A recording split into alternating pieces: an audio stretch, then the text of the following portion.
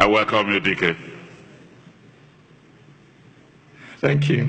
I didn't know if that was a compliment or just... I'm a poet, so I'm going to begin with lines from a poem written by the Irish poet W.B. Yeats and popularized by our own Chinua Achebe. Things fall apart, and the center cannot hold. Mere anarchy is loosed upon the land. Things fall apart, and the center cannot hold. And I start with those lines because I want to ask, why are things in such danger of falling apart in the country today? The answer is an open secret. Every time you look at our coat of arms, it's right over there, you will see the answer to that question. It's written under our coat of arms. We call it the Nigerian motto, and it says, unity and faith, peace and progress. Unity and faith, peace and progress. Unity and faith, because it is difficult to preach unity if you're not also offering faith. The unity of the country feels like it's under threat today because too many Nigerians have lost and are losing faith in the nation. Why is this happening? The answer is sad, but relatively straightforward. Where you have a soldier that has paid the ultimate price defending the territorial sovereignty of the country, perhaps in the northeast, and afterwards the government struggles for one reason or the other to care for the widow and orphans is left behind, people lose faith. If you have a Nigerian that has graduated from university with a 2-1 or a first class, and it's pounding the streets of Lagos and Abuja but cannot find a job because of federal character, quota system, tribalism, nepotism, people lose faith. If you have a mother that takes her child to the hospital and must watch that child die because that government hospital is on strike, or if it's not on strike, it has no drugs, or if it has drugs, she has to pay the full market price for treatment up front before they would consider this child, and she must then watch that child die in the corridor. People lose faith. And when people lose faith in the states, they take solace in the tribe, because the tribe is the natural enemy of the state. When people lose faith in the state, they take refuge in the tribe. And as more and more people take refuge in the tribe, they begin to trouble the peace of the nation, unity and faith, peace and progress. So how do you defend the peace of a nation that is being troubled in these ways? Not by bullets or bombs, but by bringing progress to the people. For it is that progress that restores the faith of the people in the state. For when the Nigerian passport, when the green, white, green becomes a valid ticket to a better life, people will rush to embrace the Nigerian identity. So I am a poet. I'm constrained as an individual. I can only preach one Nigeria with my mouth. But the Nigerian state cannot be seen preaching one Nigeria only with its mouth. No. It must preach one Nigeria with its architects and its builders, with its teachers and its extension workers. It must preach one Nigeria by building roads and bridges and hospitals and railroads. It must preach one Nigeria by bringing a progress that is inclusive to all, to Nigerians. Unity and faith, peace and progress.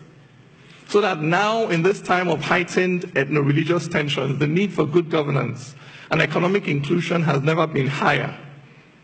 Because in the last 20 to 25 years, driven basically by worsening socioeconomic conditions, we have seen violent fronts open up all over the country. We have seen a militancy take root in the South-South, an insurgency take root in the Northeast. If this trend continues, how many more fronts may open in the next 20 to 25 years? At how many fronts can the Nigerian state fight simultaneously? Therefore, the issue of good governance and economic inclusion has become an existential one for our nation. If we are not able to turn the tide and begin to effectively deliver a better life to Nigerians across board, then it is only a question of time before the Nigerian state begins to buckle under the increasing weight of these multiplying socioeconomic contradictions. But there is hope. In South Africa, in the aftermath of the collapse of apartheid, people predicted chaos and bloodshed. Those predictions did not come to pass, chiefly because of the decision of one man to stand up for the common good of all South Africans, white or black. We need the same thing to happen here. We need our government to commit to stand up for the common good of all Nigerians, regardless of faith, tribe, political affiliation. We need a government that will commit to investing, for instance, in infrastructure for all. Investing in the roads that unite, in the bridges that bind, in the railways that connect. Investing in our unity schools as they were meant to be. In the NYSC as it was meant to be. Investing in creating heroes out of our sporting champions who daily demonstrate on the field of struggle that victory has nothing to do with faith and ethnicity and everything to do with hard work and tenacity. If we have a government that invests in these things, then there is hope. If we have a government that is committed to investing in providing jobs for our youths, affordable credit for our startup businesses, so that people feel that they have a stake in society. For those who have houses and cars of their own, are less likely to go out on the street to burn the houses and cars of others. If we have a government committed to investing in equal economic opportunities for all Nigerians, then there is hope. If we have a government committed to investing in laws that are certain and knowable in advance, in a justice that is blind to the power, the wealth, the political office, the faith, the ethnicity of those who stand before it, so that Nigerians know that action A will attract consequence B, regardless of who you are, then there is hope.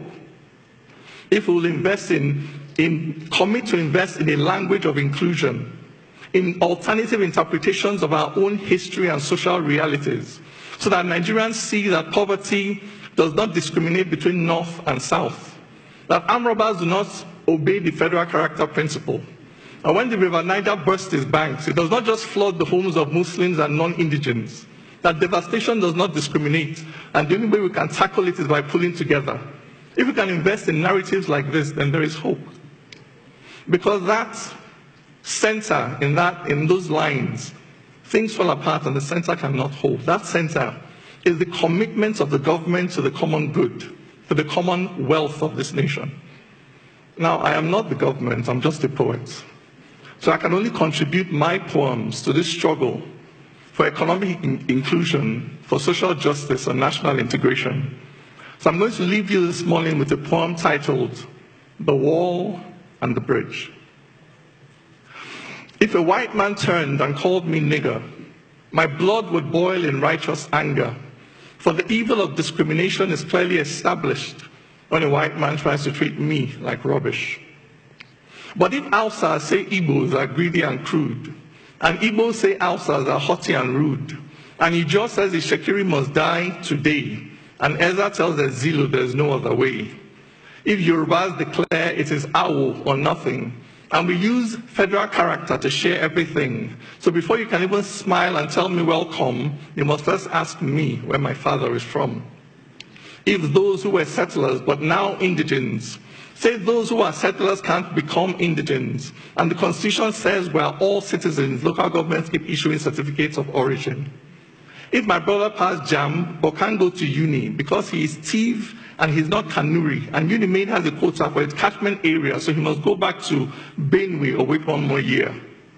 If it's okay to say it's not okay to marry someone just because they are Kalabari and that every tribe should have its own side, are we not then practicing apartheid? If you cannot buy land unless you're a native and cannot find work unless you're a native and cannot feel safe unless you're a native, how can we then say we're not primitive? Yet, you go to London and get their passport, then settle wherever, however you want. You stand there and fight for equality, but come back and start to use ethnicity. I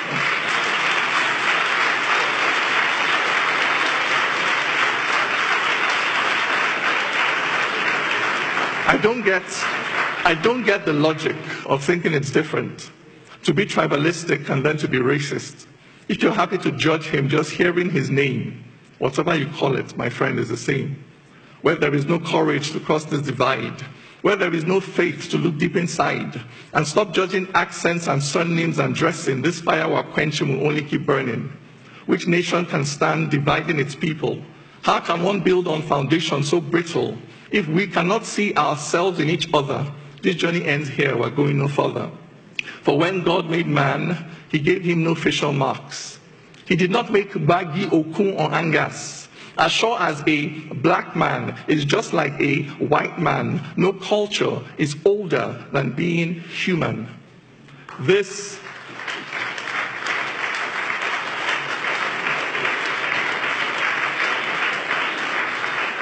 is the truth. Until we accept it, our nation will stumble on its broken feet. For the same things can bind us that drive us apart. For the wall and the bridge are both in the heart. Thank you very much.